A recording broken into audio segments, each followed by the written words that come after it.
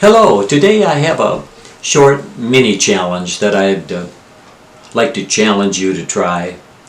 If you've watched my other videos and you've read my writings, you know that I'm really big on your thought process and how your thought process can change the way you feel, can change the way we see life, can change our life.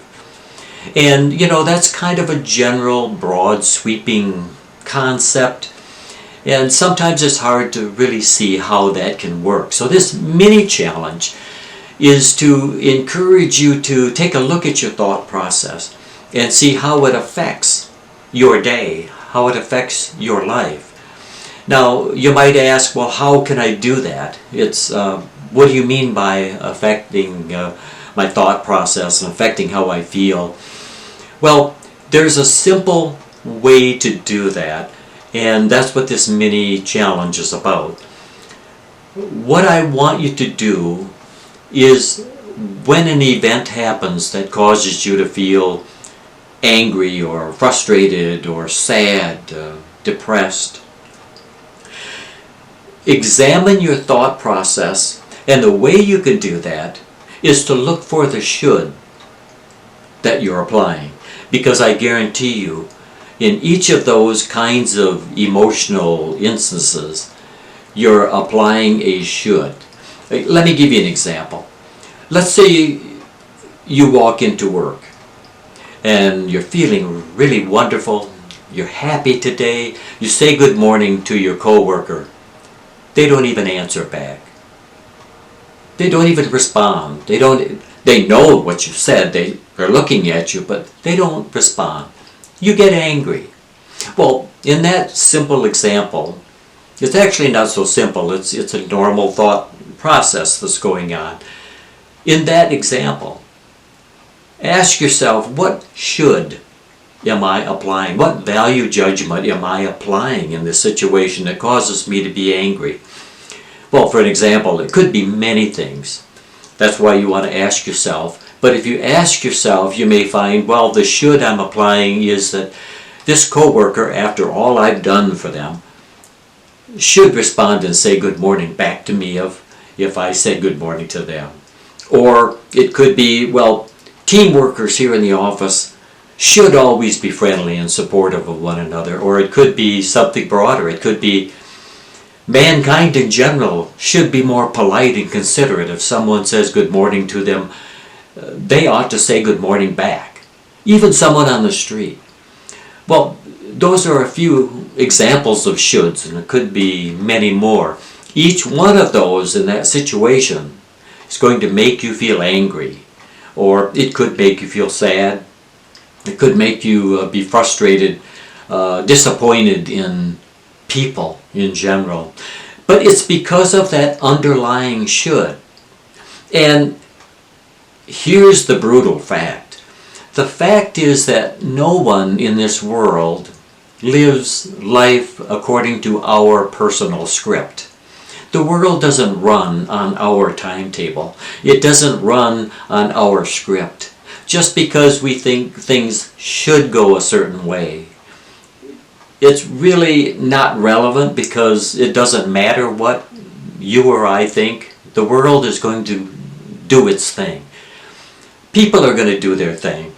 And to the extent we apply a should or shouldn't, they shouldn't do this, that's meaningless in the scheme of things. But it will affect your behavior. It'll affect how you feel. And so when you catch yourself using a should, then ask yourself, how would I feel if I didn't have this should? If I did away with it? If I said, no, other people shouldn't do anything in particular, they're going to be who they are. If I want to say good morning, fine, but that doesn't mean that other people will say good morning back to me. So it doesn't matter what we say. It doesn't matter what we think.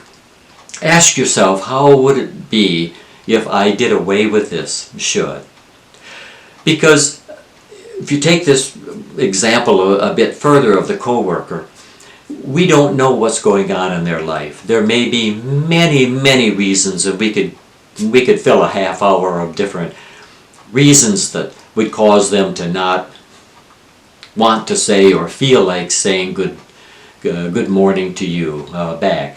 And most of them would have nothing to do with you or anything you've done or said. But we don't know that. And most of the time in life, you don't know. You don't know what's in other people's mind, and their lives are going to go on whether you agree with what they're doing or not. Just as the world is going to go on no matter what you think should happen. So try that mini challenge.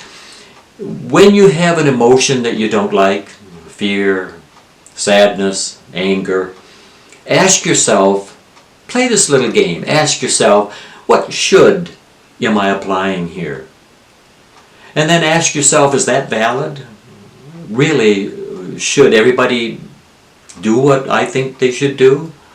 And by having this should, how is it making me feel? What's it causing within myself? And do I want that? Can I do away with it? This isn't about changing your mind. It's about being aware of what you're doing. Then you can decide what you want to do. You can choose to hold on to that should and say, well, I'm going to hold on to it. And I'm going to stay angry because I have a right to, or I'm going to be sad because that's what I think I should do. You can make that choice. What we're after here is being informed about how your mind is working. And then once you've isolated that should in these situations, you can decide what you want to do.